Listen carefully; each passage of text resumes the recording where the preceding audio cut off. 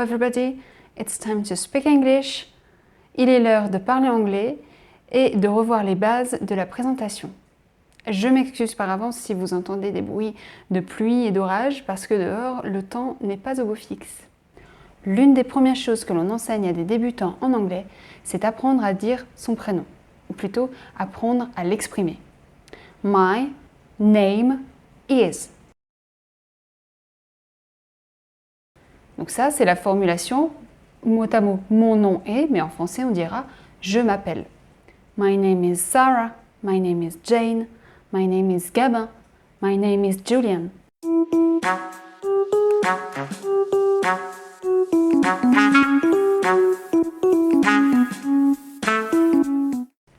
Une autre formulation pour parler de soi dans diverses occasions, ce sera I am.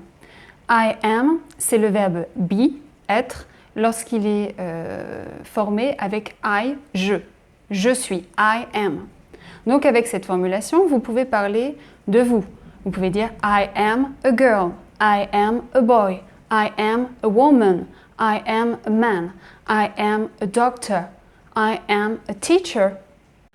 I am peut aussi s'utiliser pour exprimer son âge.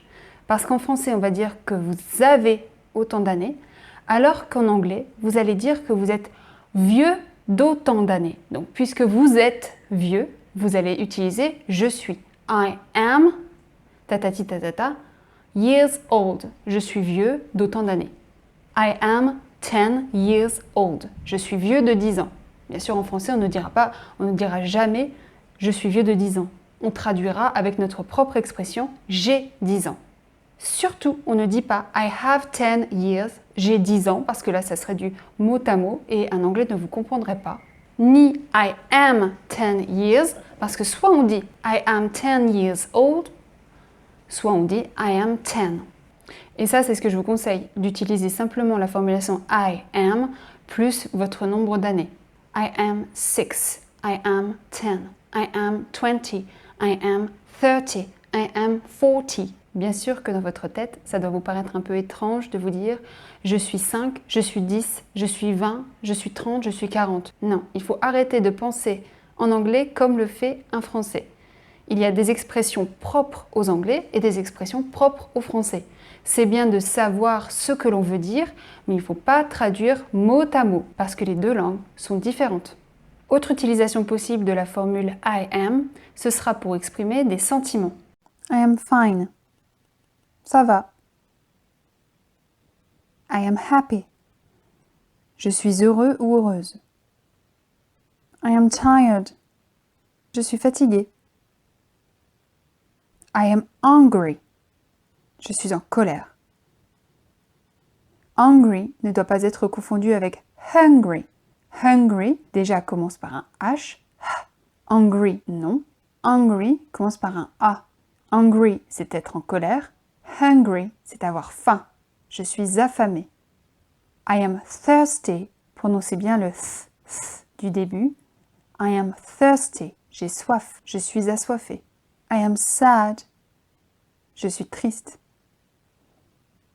I am sick, je suis malade.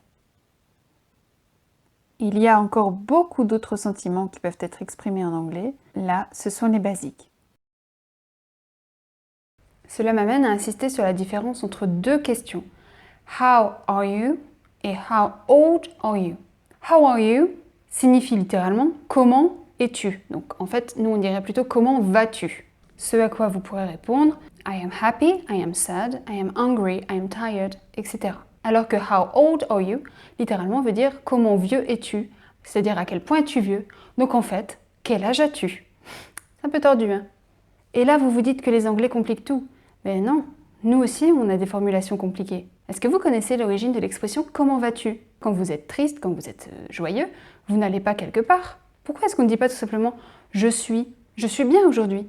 En fait, il y a très longtemps, quand on demandait aux gens comment ils allaient, en fait, ce qu'on voulait savoir, c'était comment ils allaient aux toilettes.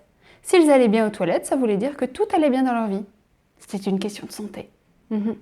Les Anglais ne paraissent pas si bizarres finalement. That's all for today. C'est tout pour aujourd'hui. J'espère que vous avez survécu.